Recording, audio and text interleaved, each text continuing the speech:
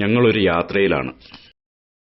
പൊങ്കാലയ്ക്ക് തൊട്ടു മുമ്പായിട്ട് ആറ്റുകാലമ്മയുടെ ക്ഷേത്രസന്നിധിയിലൊന്ന് പോകണമെന്നൊരാഗ്രഹം. അങ്ങനെ ഞാനും അമ്മയും കൂടെ രാവിലെ നമ്മുടെ കരിക്കോട് റെയിൽവേ സ്റ്റേഷനിൽ നിന്നും യാത്ര പുറപ്പെട്ടു. നമ്മുടെ വീടിൻ്റെ അടുത്തുള്ള വിജയൻ എന്നും പറഞ്ഞൊരു കക്ഷി ഉണ്ടായിരുന്നു. അപ്പം പുള്ളിക്കാരൻ ഇതിനകത്ത് കൊട്ടാരക്കരയിൽ നിന്ന് കയറിയ രണ്ടുപേരെടുത്ത് സീറ്റൊക്കെ ഒന്ന് അറേഞ്ച് ചെയ്തിട്ടേക്കണേന്ന് പറഞ്ഞു. അങ്ങനെ ഞങ്ങൾക്ക് സീറ്റൊക്കെ കിട്ടി. നല്ല സുഖമുള്ള ഒരു യാത്രയായിരുന്നു. പാളവും പാലവും പുഴയും ഒക്കെ കടന്ന് ഞങ്ങൾ ഇങ്ങനെ യാത്ര തുടർന്നുകൊണ്ടേയിരുന്നു. ആറ്റുകാൽ ദേവീക്ഷേത്രത്തിൽ പോകണമെന്ന് ഇവിടെ അമ്മ കുറേ ആയി കിടന്ന് പറയുന്നുണ്ടായിരുന്നു. എന്നാൽ ഈ ഞായറാഴ്ച അങ്ങനെ ഒരു യാത്ര ചെയ്യാമെന്ന് കരുതി. മണ്ടയ്ക്കാട് പോകാനിരുന്ന ഞാനാണ് ആ യാത്ര ക്യാൻസലാക്കിയിട്ടാണ് ആറ്റുകാൽ ദേവിയെ കാണാനായിട്ട് പോയത്. അതും പൊങ്കാലയ്ക്ക് മുമ്പ് ആ ഒരു ക്ഷേത്രസന്നിധി എങ്ങനെ ഉണ്ട് എന്നൊന്ന് അറിയുകയും കൂടെ വേണമായിരുന്നു. അങ്ങനെ ഒരു യാത്രയായിരുന്നു. രാവിലെ 7:20 പുനലൂരിൽ നിന്നും കന്യാകുമാരിയിലേക്കുള്ള ട്രെയിനകത്താണ് ഞങ്ങൾ യാത്ര തിരിച്ചത്. ഞങ്ങൾക്ക് രണ്ടുപേർക്കും കൂടി 40 രൂപയാണ് ടിക്കറ്റ് ചാർജ് ആയത്. പണ്ട് പാറശാലയിൽ പോയപ്പോഴും ടിക്കറ്റ് വളരെ ചാർജ് കുറവായതുകൊണ്ട് ഈ യാത്രകൾ ഭയങ്കരമായിട്ട് എനിക്ക് ഇഷ്ടമായി. ഇനി അടുത്ത ഞങ്ങളുടെ യാത്ര ഇങ്ങനെ വീണ്ടും തുടരാൻ വേണ്ടിയിട്ടാണ്. അങ്ങനെ ഞങ്ങൾ തിരുവനന്തപുരം വന്ന് ഇറങ്ങി. റോഡിന് ഇരുവശങ്ങളിലും കട്ടകൾ, ചൂട്ട്, കൊതുമ്പ്, കുഞ്ഞു കുഞ്ഞു കലങ്ങൾ അങ്ങനെ എല്ലാം നിരത്തി വച്ചിരിക്കുകയാണ് പൊങ്കാലയ്ക്ക് വേണ്ടിയിട്ട്. ഇങ്ങനെ സൈഡിലുള്ള കൊച്ചു കാഴ്ചകളൊക്കെ കണ്ട് പഴവങ്ങാടി ഗണപതി ക്ഷേത്രത്തിന് സമീപമെത്തി. ഗണപതി ഭഗവാനെയും കണ്ട് തൊഴുതിട്ട് പത്മനാഭസ്വാമിയെയും കയറി കണ്ടുകൊണ്ട് ആറ്റുകാൽ പോകാമെന്ന് കരുതി. ഞങ്ങളെ കൂടെ വന്നവർക്കും അത്തരത്തിലുള്ളൊരു അഭിപ്രായം ഉള്ളതുകൊണ്ട് പിന്നെ ഞങ്ങൾ പതുക്കെ പത്മനാഭസ്വാമി ക്ഷേത്രത്തിലും കയറി. പഴവങ്ങാടി ഗണപതി ക്ഷേത്രത്തിൽ എത്തിയപ്പോൾ ഞങ്ങളെ കൂടെ വന്നവരെ അവിടെ വെച്ച് മിസ്സായി. കുറേ നേരം അവരെ കാത്തു നിന്നു.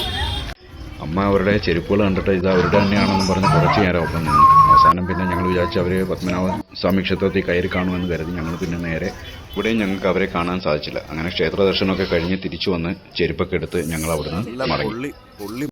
അവിടെ നേരെ ഓട്ടോയിൽ കയറി നേരെ ആറ്റുകാൽ. ഓട്ടോ ചാർജ് ഭയങ്കരമായിട്ടാണ് വാങ്ങുന്നത്, 100 രൂപയാണ്. പക്ഷേ കുഴപ്പമില്ല. അന്ന് വേറൊരു കാര്യം എന്ന് വെച്ച് കഴിഞ്ഞാൽ അവർ പറഞ്ഞ് RCCയിലെ രോഗികൾക്ക് വേണ്ടിയിട്ടുള്ള ഇന്നത്തെ ദിവസം ഓട്ടത്തിലെ കാശ് മൊത്തവും അങ്ങോട്ടാണ് പോകുന്നതെന്ന് പറഞ്ഞു. അത് പിന്നെ ഒരു നല്ല കാര്യമാണെന്ന് കരുതി അവർ പറഞ്ഞ ചാർജും കൊടുത്തിട്ട് നേരെ ആറ്റുകാൽ ക്ഷേത്രത്തിൽ വന്നു. അവിടെ നല്ല തിരക്കെന്ന് വെച്ച് കഴിഞ്ഞാൽ ഒരു വിധത്തിൽ ഒരു രക്ഷയില്ലാത്ത തിരക്കായി.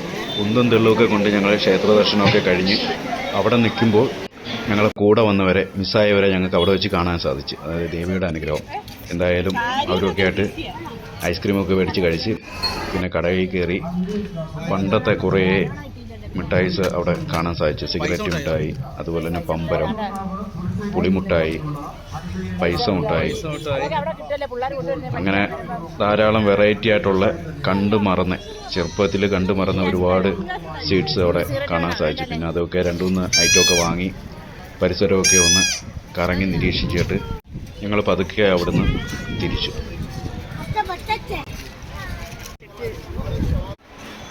ആറ്റുകാൽ ദർശനവും കഴിഞ്ഞ് ഞങ്ങൾ ഇറങ്ങി കേട്ടോ.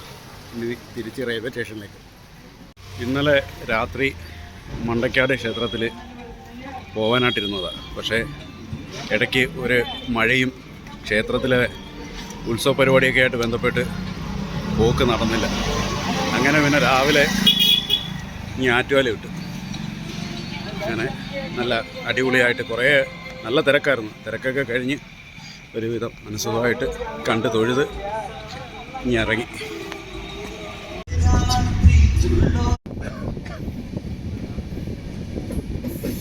ഇന്ന് ഫുള്ള് നല്ല തിരക്കായിരുന്നു.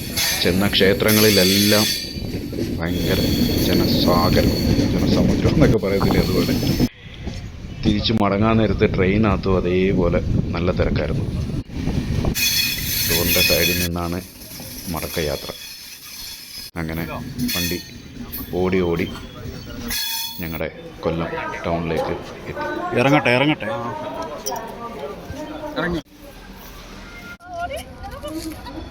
അങ്ങനെ ഞങ്ങൾ കൊല്ലം എത്തി കേട്ടോ.